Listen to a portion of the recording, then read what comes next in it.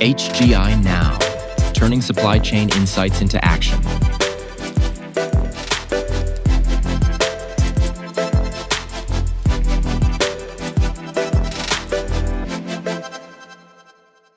Welcome to HGI Now. I'm Edward Hertzman, founder of Hertzman Global Intelligence.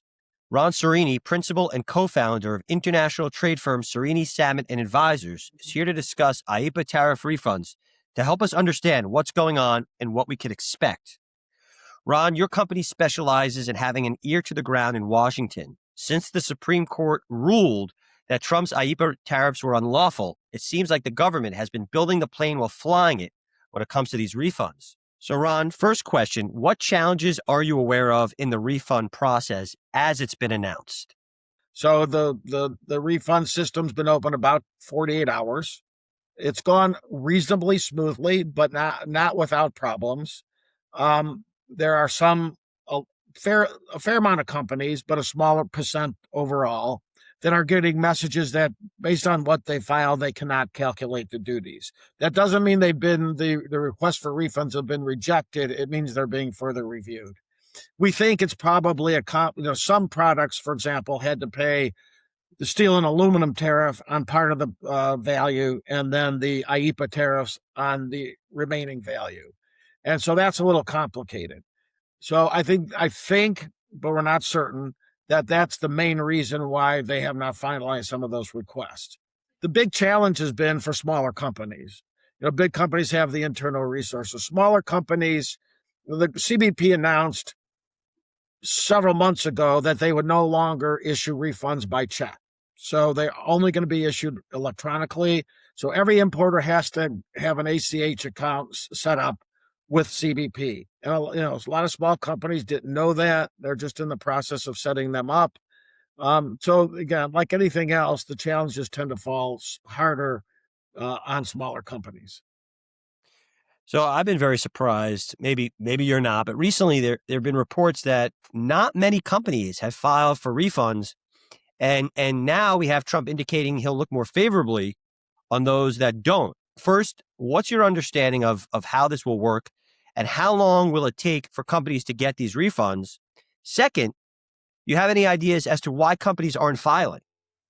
So I don't know of any company that's decided not to file for a refund. So I'm sure, there had been, when you go back to the beginning of when the lawsuits first started getting filed on the IEPA tariffs, there were companies that decided not to participate in the lawsuits that might have otherwise wanted to do that, but worried about retaliation, worried would CBP hold this against us when we're trying to clear product at the border. But after the Supreme Court ruled, those fears, for the most part, seem to have gone away. And it's clear now you don't really need to file a lawsuit if you haven't already filed it. I know hundreds and hundreds of companies that have filed for refunds through the portal. I don't think there's going to be retaliation. I think the cabinet, Secretary Bessent, Ambassador Jameson Greer, Secretary Lutnick, those are the three principals on trade.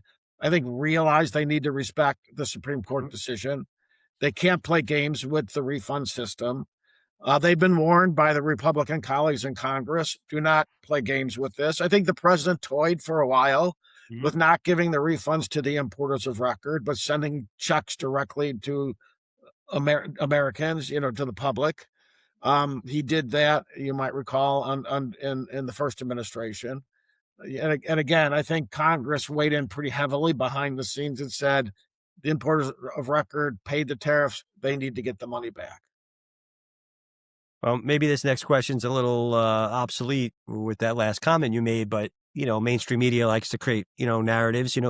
What's the likelihood that buyers and retailers and end consumers could ever be reimbursed for IEPA-related charges? And are the lawsuits that were filed on this matter, are they going anywhere?